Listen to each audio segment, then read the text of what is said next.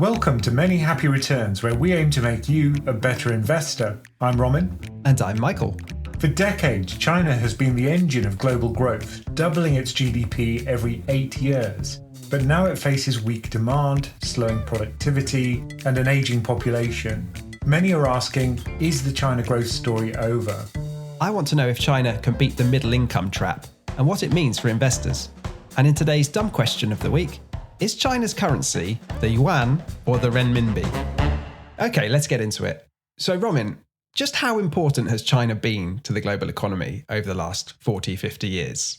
Initially not very, but now extremely. I think that's the kind of overall description of it. But I think at the moment, investors are pretty scared that such a systemically important country could suddenly essentially implode the equity market. So I think that's why this episode is really relevant to investors, because this is a really important country. Russia wasn't so important, and China really is very, very important. The thing with China, though it's grown so strongly and has had GDP growth of around 10% a year from 1979 to 2018, and that's lifted 800 million people out of poverty. So a huge story in the world of economics. The returns for investors, I guess what we care about as selfish people, have been poor. And this was something that many people had noticed that, okay, GDP growth is good, but where are the equity returns? And really, it's a matter of turning GDP growth into profit growth for the companies you can invest in. And there are a number of problems there. There wasn't a really big investable market if you were outside China. Now that's not so much true. They have opened up their capital markets. But the question is, how can you turn that GDP growth into profit growth, which then translates into stock market growth? Because it was really easy to buy into the story as an investor, I think. You looked at China and that was where the growth was, it was the future. And that has played out, but we've not seen the return. So you could have easily bought into something like K-Web and been burned. Yeah, indeed. I believe some people did do that and they did get burned. So what were you thinking at the time you bought K-Web? And do you still believe the story now? I still believe the growth story, and I still believe that China is very rapidly adopting these technologies faster than the West in many ways. So, yeah, I think that adoption of the internet, use of the internet, and urbanization of China, all of that is completely intact. And it's still the case that by urbanization, people moving from the countryside into the cities, they become more productive. The rate of urbanization is still 3 greater Londons per year. That's the rate at which China's urbanizing. 1 greater London is too much for me. I can't wait to get out. So that story is still intact. And I think there's going to be huge advances in China in terms of the stock market, in terms of technology. But investing in that is pretty tricky. Because that was the focus of that fund you bought a while ago. K-Web is internet companies in China, effectively. Yeah, what would have been better, as it turns out, is the green companies. There's also a Crane Shares China Clean Technology ETF. So that would have been a better choice, as it turns out, because those policies for that fund, for the companies which are inside it, are much more aligned with the direction of travel from the central government. Yeah, you didn't want to pile into internet stocks before Xi decided to smash up Alibaba and all the other ones. No. Although I still think there's upside for those companies. It's just a matter of time. So let's get back to the question then of, is the growth story over for the Chinese economy? So the latest figures, according to the official data at least, are that China's GDP increased 6.3% in Q2, which was below economists' forecasts of 7.3%, but still respectable. The target for the year is 5%, but it is slowing down. So on a quarter-by-quarter basis, it was only 0.8% growth, which is down from 2.2% the quarter before. But all of this is bound up in the COVID recovery and the story that the Chinese consumer has not gone on this sort of revenge spending boom that everyone was hoping for. But just to step back a moment and just talk about GDP growth generally, for a developed market country such as the UK, the US, Japan, growth of around 3% is pretty good. That's real growth. We definitely take that in the UK right now. But we're still seeing the aftershocks of the pandemic, where we had a massive fall, a massive rise, and it's like shocking a system. You've got to wait for the system to calm down to actually see the long-term trends. At the moment, we're still seeing that aftershock. But clearly, in the case of China, if it does become a developed market, which is obviously trying to do, then it's going to gradually decrease its growth rate from around 6% per year, which it's presently kind of cruising at or aiming for, and it's going to gradually fall down to that 3% annual growth rate, which is going to be a problem. Certainly the IMF has become gloomier and gloomier on the longer term prospects for China's growth. So they've been marking down their forecasts for the next 5 years and do see it decelerating to around 3.4% by 2028, as you say. Now, that used to be the tail risk that all strategists talked about, was a 5% handle on GDP growth for China. That was called the China hard landing. And so below 6% was seen as a semi-crisis and 5% was seen as a shock. Now that's becoming much more acceptable, I think. And this is kind of talked about as the middle income trap, which a lot of countries get stuck in. So they go through that early stage of growth, they urbanize, they build their infrastructure, they build their housing and all of that stuff, which isn't at the frontier of technology. And you're just kind of mirroring what other countries have done. So maybe it's not that difficult. I would argue it is that difficult on the scale of what China's done. But anyway, it's definitely easier than innovating technology. And so for some context, the middle income trap, China's growth has taken it to around 30% of US per capita GDP. That's on purchasing power terms. So it's still very much not a developed market in terms of the average living standards of a Chinese person. So what are the hallmarks of a developed country? There isn't a formal definition, but you can say certain things about the way the economy looks and the way it kind of feels. Firstly, it's highly urbanized, so there's not much agriculture, there's lots of people living in cities. And if you look at China since 1960, in 1960, less than a fifth of the population lived in cities. It was a largely agrarian society. Since then, it's gradually increased that urbanization rate such that currently it's about 63% urbanized. If we compare that with the UK, 84% of the population live in cities. So what's the dream? To get to like Luxembourg or Monaco and be like 100% urbanized? Everyone in one big city. You've got to feed people, but there's got to be some people who live in the countryside by choice. I would. I think the reason cities are seen as so important is because of the clustering effect and agglomeration, they call it, don't they? Where if you look at the stats, people are more productive when they live alongside other people who are more productive and everything's tightly focused together. And it's really about salary. If you live in a city, you've got to have a certain salary to pay your rent and to pay for food, which is usually quite expensive. Whereas if you're someone who lives in a rural setting and you're a labourer on a farm in China, you're not going to be as productive as someone who's working in the financial industry or a tech company in Shanghai. So it's really the nature of the urbanization as well which matters. If you're cutting hair in Shanghai, you're not going to increase GDP. Whereas if you're working in a tech company, clearly you're going to contribute more to GDP. If you get the robots to cut hair, then they will increase GDP and productivity. It's true, actually. I suppose if you didn't have those low-paid jobs, if they were done by robots, as long as the people who are working are producing more stuff, then yeah, it would be good for GDP. So you mentioned that urbanization and a reducing reliance on agriculture as part of the economy is a sign of a developed market. What else are we looking at? Well, there are these development indices which are created by organizations like the United Nations. And those would include not just financial things, so income, but also things like knowledge. What proportion of people are literate? What proportion of people have been to university and had secondary education? What's life expectancy? What's the nature of health in the country? Are they a healthy population? So it's really about being healthy, wealthy, and knowledgeable. Those are the kind of key indicators. And not too many farmers. Well, if they're wealthy, healthy farmers, then yeah, fine. I mean, the thing that a lot of economists talk about with China is that there needs to be a rebalancing of their economy. If you look at what makes up their GDP now and for the entirety of their growth, really, so much of it has come from investment. You know, they've built their housing and their offices and their cities and their trains and all of this stuff. But a relatively small share has come from consumption, like people going out and buying goods and services. And that needs to change now. Like the investment side of things has kind of taken them as far as they can. The way I see this is that investment today is kind of like delayed consumption. Because if you're building a huge train infrastructure, the ability to manufacture electric cars, and educating the population, this is all setting the system up for greater consumption in the future.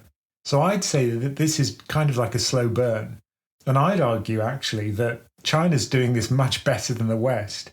You just compare that with the UK, where it's so difficult just to build a single high-speed train line. We've got we've got HS2, which runs through Buckinghamshire. I live in Buckinghamshire, and there's just been so much pushback. I know. Just build the thing. You compare that with China, where they just force through one of these building programs. So going from planning for one of these train lines to actually building it takes less than a year usually.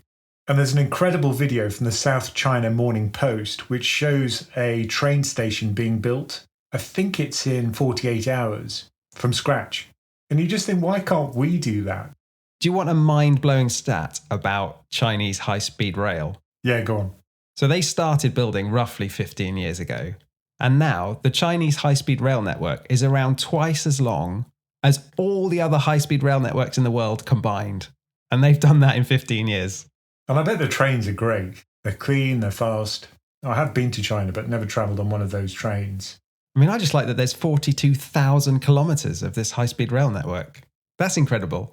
And yet, in the West, we have real problems with building an infrastructure system like that because of people having rights, essentially. There's always this trade-off between people having property rights, being able to say no to the government when they don't want something built in their backyard. There are no NIMBYs in China, I don't think. I mean, that's part of it for sure, but I actually don't think that's the main reason China's been so successful.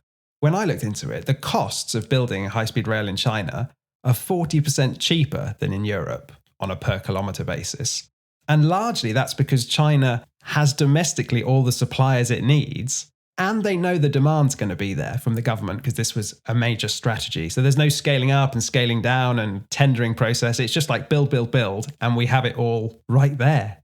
Yeah, the central planning has certainly been very successful for things like the rollout of 5G, for the train network, for the development of resources for the auto industry. And solar power as well. Solar power, massive in China and so successful.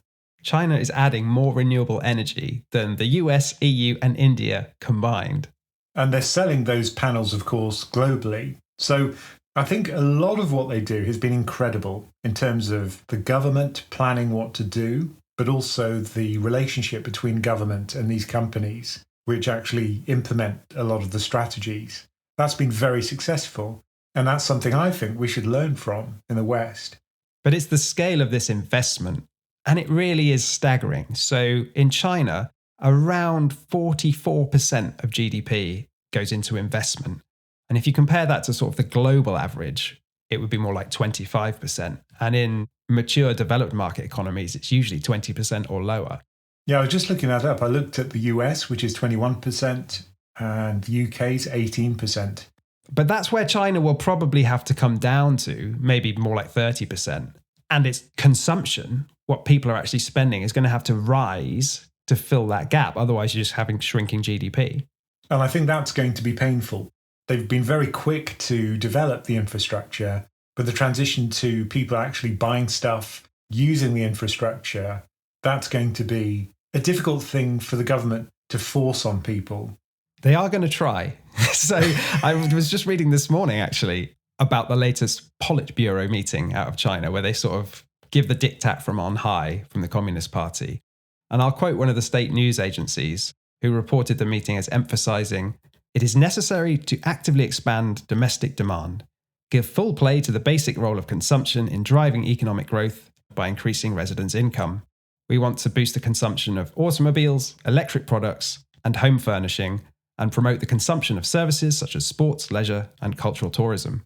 Which sounds like all the things they should be doing. I don't know exactly what mechanisms they're going to use to do that. I presume some kind of state subsidies and trying to get more money into people's pockets to spend. It just reminds me of this episode of Top Gear, or possibly Grand Tour, I can't remember which, where they were challenged to review SUVs, typical lifestyle cars that people actually drive. And all they did is they just went to these DIY shopping centres. They just bought lots of crap. and then they just dumped it straight into the landfill as a kind of one finger up to the producers, I think. But it just makes me laugh that the government is trying to force consumption on its population. Whereas in America, people are very willing to go out and buy lots of tat and fill up the landfill. I mean, that's what people were hoping for the post-COVID rebound in China, was that they would do what the American consumer has done and, see a surge in spending. It just hasn't materialized yet, at least. I mean, I think the point here about the transition of an economy from investment to more of a consumption focus is that it doesn't necessarily have to be bad for the populace. It might actually be good for them, even if GDP growth is slower. Yeah, there was a bit of kind of bridge to nowhere spending, which a lot of people criticised, and overcapacity, infrastructure that nobody really needs. And there has been a bit of pushback, I think, even for things like the train network, where some people are saying that it's never going to pay back the investment. I think that's true. The thing China's good at is marshalling loads of resources and building quickly. What it's less good at is doing that in an efficient way. And some of the criticism has actually come from within China. So, for example, Zhao Jian of Beijing Jiaotong University has said that the rail system doesn't make enough money to cover the cost of its construction, operation and financing. So it's not just people outside China who are criticising the infrastructure programs. Yeah. They probably got a bit too overexcited as they were doing it. And you see the same thing in the housing sector, I think, which is probably the biggest problem overhanging the country right now. If you look at the proportion of GDP which comes from the housing sector, that's always a kind of red flag when it goes really high. And in China, either directly or indirectly, it's estimated to be around 20% of GDP. Yeah, some people have it as north of 25%. But of course, that's including indirect things. So, for example, cement companies, steel companies, all of these which feed into the infrastructure. If we included that in Britain and added up all the TV programs about property development, it would probably be over 100% of our economy, I think. Certainly 100% of our hopes. I mean, the thing about overcapacity you mentioned is super interesting, because I read that China has already reached developed country levels of living space per person. And in fact, that was true even 5 years ago. So it had kind of built all the space it had needed, really, for people to live, especially when you consider their aging population, which we'll come on to later. But then they kept building and arguably inflated an enormous bubble. The trouble is, once it starts, it's really hard to stop this juggernaut, because for regional governments, for example, a big money earner is selling land to developers. That's a kind of self-perpetuating machine. Yeah, I think it's actually their main source of income. They don't really levy property taxes as such. They just make money from selling land, and eventually you run out of land to sell, I imagine. But the other thing to note is that the vacancy rates in the Chinese housing market are super high. Over 20% of the housing stock is vacant, which is far above rich countries. But weirdly, property prices in China, especially in the tier 1 cities, are still insane. And I know we think about, okay, the UK's got crazy house prices, Canada, New Zealand. But think about this. In Shanghai, the price to income ratio for property is 50. Can you put that in any kind of context for us, Romin? So it depends on the source of the data you look at. But for the UK as a whole, it's around 6 times earnings. For England, it's around 8 times. Which is still pretty expensive by historic standards. But then you look at the Chinese cities and it really is on another level. So they're not all at Shanghai 50 times levels, but Beijing is 35. And these prices aren't sustainable. But again, I think the Chinese government probably won't let the bubble pop very rapidly, because if it did, there'd be huge amounts of social unrest. And really, this brings me on to a key point, I think, about China's growth. It kind of reminds me of Rome and the way it financed itself and how it was always dependent on increasing the scope of the empire. And once that growth stopped, Rome kind of imploded. And I'm slightly concerned that the Chinese growth model isn't sustainable, and that once people start to see themselves not becoming much wealthier over time, then there's going to be social unrest. I mean, in the UK, you can see it. I always whinge about the fact that my kids are probably going to be worse off than me. And this is the first time in a generation in the UK where we've seen that. And there is a lot of anger about it. But I think in China, it might spill over and become much worse than it would be in the UK, for example. I think there's definitely the potential for that to happen. The other thing that grabs my attention when I look down the stats is that unemployment is high, especially among young people. So the 16 to 24 age group in China unemployment is over 20%. That's incredibly bad, isn't it? So in the UK, youth unemployment was 11.4% compared to 4% for the whole population. So clearly a problem, but not as extreme as China. Plus, I think in China, there's also the problem of migrant labour where people aren't really accepted as living in a city. They just live in urban areas temporarily while they work, usually in a factory. And the number of these rural migrant workers is absolutely huge. Roughly 300 million people. I believe they actually have a permitting system, don't they, about who's allowed to live in particular regions. So it is like you're a second-class citizen. If you're not fully accepted into a city, you're just there as a kind of guest in order to work really long hours. I know there's a lot of dissatisfaction with the so-called 996 culture. Have you heard about this? Yes. Where the typical day is you start at 9 a.m., you finish at 9 p.m. and you work 6 days a week. Yeah, welcome to PensionCraft. And the other thing you have in common with China, Roman, is the rapid aging. Oh, God, I certainly feel it. I mean, that's the looming elephant in the room here, isn't it? Is that the number of births in China has fallen by half since just 2016. And that's to do with the cost of living, I suspect. If land is so expensive and your house is full of babies, then and you have to work really long hours, who's going to look after the kids? That's a difficult problem to solve. Yeah, I mean, they've been running the one-child policy since the 1980s. It's been abandoned now. But according to the UN, China's fertility rate is around 1.16. So I guess they belatedly achieved the one-child policy. But that's 40% lower than the US and 22% lower than in Europe. And to just give you a scale of that, so in the 1960s, in China, for every 1,000 people, there were around 40 births. By the 1980s, it had come down to around 20 births. And now it's around 7. So it's a dramatic slowing of the birth rate. I know that there are also worries about where the births are happening. I think in rural areas, the fertility rate's much higher. And that's not what the Chinese government wants. They want those high GDP generating families within tier 1 cities to be having more babies. So the interesting thing is the lag effect here, isn't it? We talk about it in the context of things like central banks, where monetary policy has a lag of, I don't know, maybe 2 years. With demographic trends, the lag is enormous. You're talking decades before you really feel the pain of a low birth rate. But China's population did actually shrink last year for the first time since the Great Famines in the 1960s. And what's kind of worrying is its young population has been falling for a long time now, around 20 years. And if you look forward over the course of decades, what does it mean? So there are around 1.4 billion Chinese people today. And in fact, it will only fall to around 1.3 billion by 2050 because of life expectancy getting higher and higher over time. But what that doesn't capture is the change in the makeup of the population. So you can have many, many more old people and a lot smaller working age population. So China's prime working age population, that's people aged 15 to 49, that's set to fall by around 40% from its 2010 peak over just the next 30 years.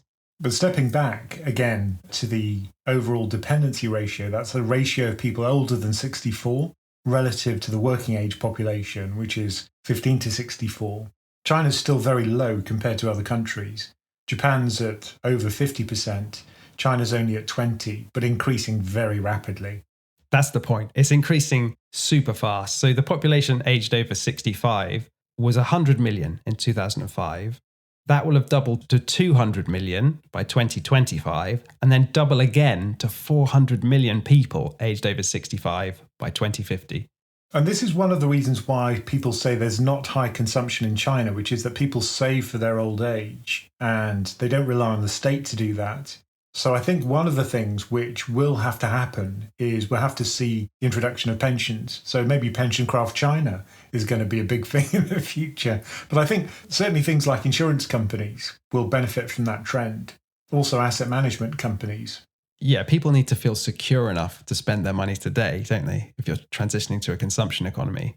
But the numbers are remarkable. You look at it and you think, how are they going to make this work? But look, social engineering is what they specialise in, so perhaps that's something they can pull off. But I certainly think it's going to be a problem for them. And of course, if you look at the politics of China, that's also a worrying trend, which is They're becoming more belligerent. They're certainly flexing their muscles in the South China Sea. And of course, now talking about Taiwan and incorporating it into China, essentially invading. I mean, I've seen some people saying that if you buy this thesis that we're at peak China right now in terms of its relative economic strength and geopolitical power, maybe now's the time to make a move. Or if it starts to decline in relative terms, then sometimes you need a great narrative to sell to the population, and therefore a move on Taiwan becomes more likely. Also worrying is some people in the United States saying that they should try and force a war now before China becomes too powerful. That's certainly one of the points of view in the US. So they may actually instigate a war in order to win that war. The one thing I don't hear many people talking about is what do the Taiwanese want, which is probably what we should be focused on. Now, I guess all this point about demographics and aging population is kind of an inevitability now for China because of these lag effects. Like everyone who's going to be working in the 2030s has already been born. We know who's going to be there. But what China does have going for it is it's really well located. So although China's population is going to be shrinking, it's on the doorstep of many countries whose population is growing rapidly. And it's going to service those countries. Yeah. The economic links are very strong, and trade is geographically based, as we've learnt in the UK, to our cost. This is the kind of subtle thing you can say so you don't get bad feedback. Whereas if I ever mention Brexit... I just slipped that in subtly, didn't I? Most people won't even notice. Well, all that sounded quite negative on China, didn't it? But I think we should balance this out. What have they got that's going really well at the moment? Well, it's sitting on our driveway, which is a Chinese manufactured car from the SAIC. I thought you were pretending it was an MG. Well, I am pretending it's an MG to our friends. Laura says we can't say it's Chinese, we have to say it's an MG. But it's great, you know, it has all the basic functions. Okay, they forgot to fill it with air conditioning gas when they delivered it. So we had to go to the garage and get it refilled or filled. But otherwise, yeah, it's been great. It doesn't have over-the-air updates like a Tesla, but it has all the kind of basic functionality. It's got Android Auto, all the kind of reversing cameras, a 250-mile range. So, you know, I'm kind of happy with it. 4 wheels, steering wheel. Indeed. Sunroof. But this is the point, right? As a physicist, I love electric motors because they're so simple. You know, even a kid can build one. And they're so much simpler than combustion engines. And that means that designing cars has suddenly become like building a Lego model. So is that why China has caught up so rapidly? Because it was really nowhere in terms of car exports just a few years ago. But now it's the world's biggest car exporter. And its exports have quadrupled since just 2020. But like you were saying earlier about the central planning being in sync with the companies which actually implement the policies, the battery manufacturing can all happen within China. They've been busily making sure that they've got access to all of the raw materials like lithium, but also cobalt, and the ability to refine those is mostly focused in China. But being able to manufacture those at scale and feed that into the auto industry is something which China's done really well. Compare that with the UK, where we had Volt, which failed. It's only because an Indian company, Jaguar Land Rover, has said that it's going to build a 4 billion UK gigafactory that we've got any kind of manufacturing ability here in the UK. Or any kind of hope to maintain a car industry. Yeah, so I think that's the big difference between them and us. I think the advantage China maybe had, as well as all that resource-based leg up, is that they didn't have the legacy of all this combustion engine manufacturing. And their auto manufacturers weren't there thinking, oh, do we scale this down? How rapidly do we invest in this battery technology? They were just like, we'll go flat out for batteries. And it's very much in line with their other manufacturing skills, which is assembling things. And because they are modular, these electric cars, it really fits in nicely with the way they operate in China. So building an electric car is kind of like assembling an iPhone. You take the various manufacturing parts and assemble it into a whole, and they can do that so well. And it's interesting when you look at the stats. So as I mentioned, they're the biggest car exporter now, bigger than Germany and Japan. That's on a gross basis. But on a net basis, they're not. And that's because the consumption of domestic cars in China has fallen so much recently. They're actually not making more cars really than they were a couple of years ago. It's all been focused on exports. And a big reason their exports have grown is because Russia has been buying a lot of cars from China because it can't source them from anywhere else right now. But it's not just about Russia. So the European Union and the UK together are still responsible for around 1/3 of the export volume of Chinese cars. And it's actually true that you could even see China exporting more cars to Europe than the other way round within the next 2 or 3 years, which would be quite the story and probably not something that will please Germany. And let's not forget that Warren Buffett bought into BYD, which is a car manufacturer now, but also a producer of batteries. So that was incredible foresight on his part. And that's a real domestic manufacturer in China. So a lot of these exports are from companies like Tesla who manufacture their cars in China rather than being Chinese companies. It is right now, but I just went to the electric car show, fully charged, and BYD was actually showing some of its cars there. I suspect that they will soon start to export to Europe, including the UK. I mean, why wouldn't they? Because of protectionism, which will dress up as friendshoring. Don't you think there'll be a big pushback from the German car manufacturers? Oh, yeah, no question. But whatever you say, China is doing remarkably well now in cars. And the other thing it's doing really well seems to be education. Between the year 2000 and 2022, enrollment in tertiary education, so that's universities basically, increased from 12% to 60%. That's just a remarkable change in such a short period of time. And just think about it. How many engineers are they producing every year, which then go on to work in the tech industry, in the finance industry, because they're numerate? That's just an incredible achievement, I think. Education's probably the one which most governments in the West hate to address because it takes too long to happen. But if you're working on a very short-term cycle politically, you're not going to give a damn about education, really. And I think that's been a huge problem. Because if you really want value add, you have to have a better educated population. I mean, it does seem to be true that China can think on a longer term scale than a Western government can, just because it doesn't have this electoral cycle. And maybe the most poignant thing about what China's doing well right now is life expectancy. So now it is true that average life expectancy is higher in China than it is in the United States. Looking at the graph, though, it's interesting. There was a big dip with COVID, as obviously the US had a pretty high mortality rate. China didn't, or at least not in the official data. Yeah, but it was catching up rapidly anyway. So from the late 70s, China's life expectancy was around 64 years, and now it's over 78 years. And the US has been plateaued for the last decade at around 78 years. And as you say, it's just dipped with COVID, so China's now above it. So it certainly ticks 2 of the 3 boxes in terms of development index. It's got good education now. It's got health and longevity. The only thing which is missing is the average income. So I think it is just a matter of time until it becomes developed. The big question is, have they peaked, right? Is the demographic trend and the challenges of moving from a investment-led economy to a consumption economy, is that just going to drag them down? So essentially, is China going to get stuck in the middle income trap? I think the education part of this puzzle is the one where China's really done well. And if you want to avoid a middle income trap, that's how you do it. You ensure that the people who are working in the kind of value-add industries. But over the last 50, 100 years, not many countries have avoided the middle income trap. South Korea, I guess, Singapore. South Korea is a good example, actually, where education was effectively the reason why they never got into that problem. So you can see that China's policies are very much geared towards those value-add industries. So we're talking about AI, but also chip manufacturing. They're going to have to go it alone there because they're effectively being starved out of the chip ecosystem by the United States. And I think they'll probably rise to that challenge. They've got enough engineers to do it, certainly. I think it'll be a while before they really get to the frontier of chip design.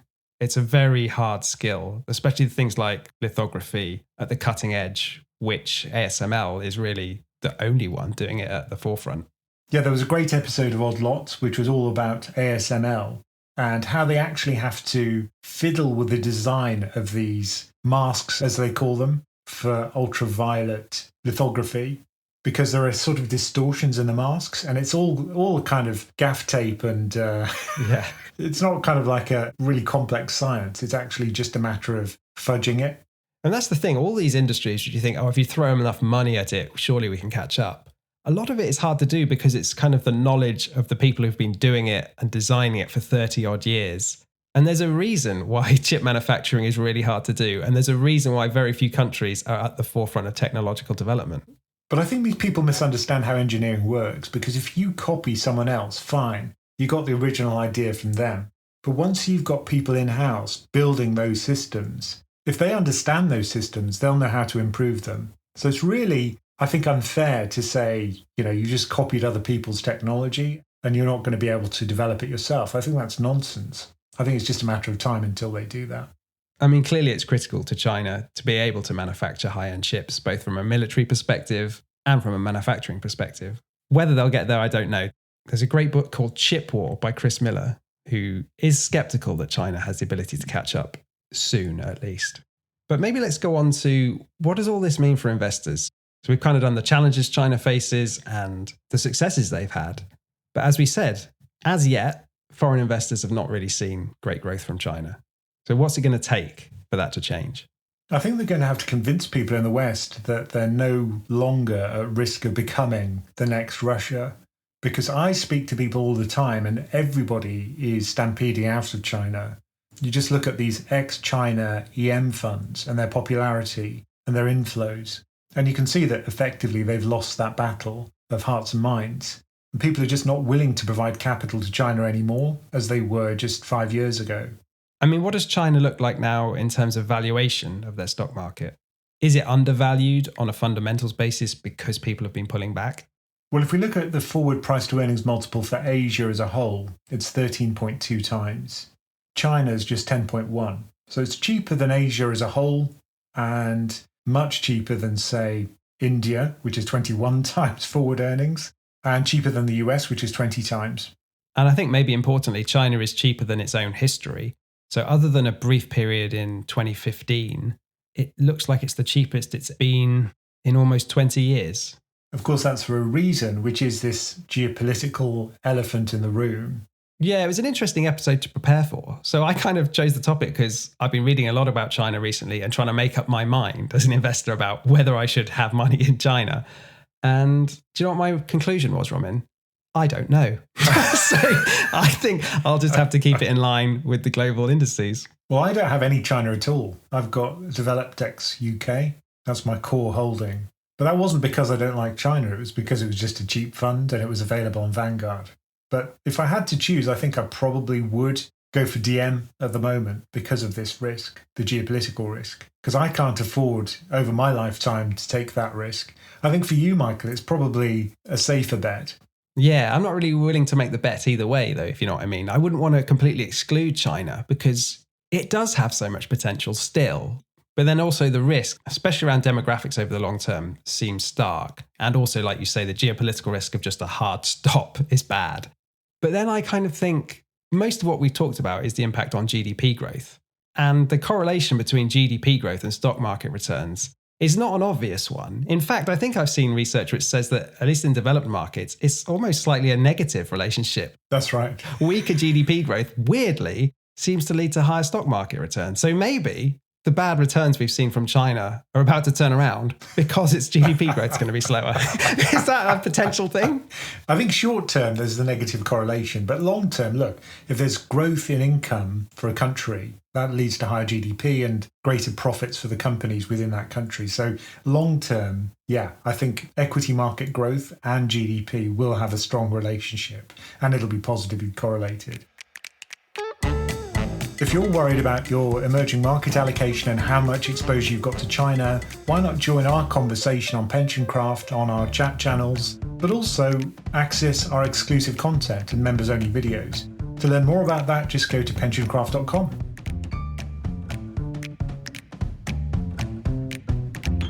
Okay, today's dumb question of the week. Is China's currency the Yuan or the Renminbi? Have I even pronounced those right to begin with? I don't know. I actually gave a presentation a while ago and there were some Chinese people in the audience and I was trying to say the word Yuan. I kept saying it. They kept correcting me. So I never said it correctly. But were you saying the right word? Should you have been saying Renminbi? What's the difference here? Well, in fact, I use the two words interchangeably. The kind of comparison I heard, which was the best one that helped me understand, was that the Renminbi is to sterling as Yuan is to the pound. Okay, let me unpick that. So the renminbi is to sterling. So that means the renminbi is the official name of the currency and the yuan is to the pound. So the yuan is the kind of unit of that currency that we actually spend. Yeah, so the ISO symbol for the Chinese currency is CNY, which is the Chinese yuan. So that's the one that really we should be talking about when we're talking about the Chinese currency. But I like that comparison to the pound though, because we would say, here's £3 for you. We wouldn't say, here's 3 sterling. So you couldn't say, here's 3 renminbi, but you could say, here's 3 yuan. Yeah, that would sound odd. Certainly currency traders would talk about CNY, they talk about the yuan. I mean, the Chinese currency, whatever you call it, has been a controversial thing for a long time. Yeah, Americans always claimed that China's deliberately weakening the currency to make its exports more competitive. The evidence for that is pretty weak, I think. They did briefly declare them a currency manipulator, didn't they, under the Trump administration? And then it was kind of rowed back, I think, the next year. Yeah, if you actually look at the currency and how it varies over time, it is a managed currency, but it's managed relative to a basket of countries to which it exports, most of which are now in Asia. So it's relative to a basket of Asian currencies. So I don't really buy the argument that it's a currency manipulator. It's weird how many people seem to think it's going to replace the dollar.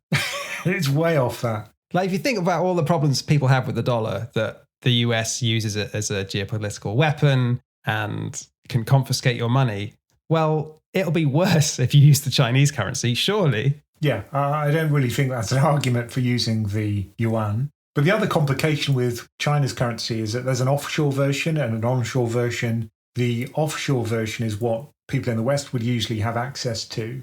And the symbol for that is informally CNH rather than CNY. What difference does this make?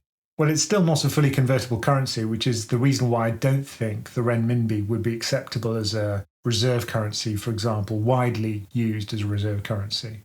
Yeah, China has capital controls, basically, doesn't it? It doesn't let its citizens fully move money out of the country. There's limits on it. Whereas with the dollar, you can trade as much as you want, anywhere you want, pretty much, unless you invade Ukraine, say. Thank you for joining us for many happy returns. Do send us your questions, no matter how dumb, at the email address mhr@pensioncraft.com. And do remember to check out PensionCraft.com for all the information about our membership and investment coaching options. Many Happy Returns is a PensionCraft production, co-hosted and executive produced by Roman Nakiza and Michael Pugh. This podcast is for informational and entertainment purposes and is not financial advice. We do not provide recommendations or endorse any decision to buy, sell, or hold any security. We cannot be held responsible for any actions listeners may take, and investors are encouraged to seek independent financial advice.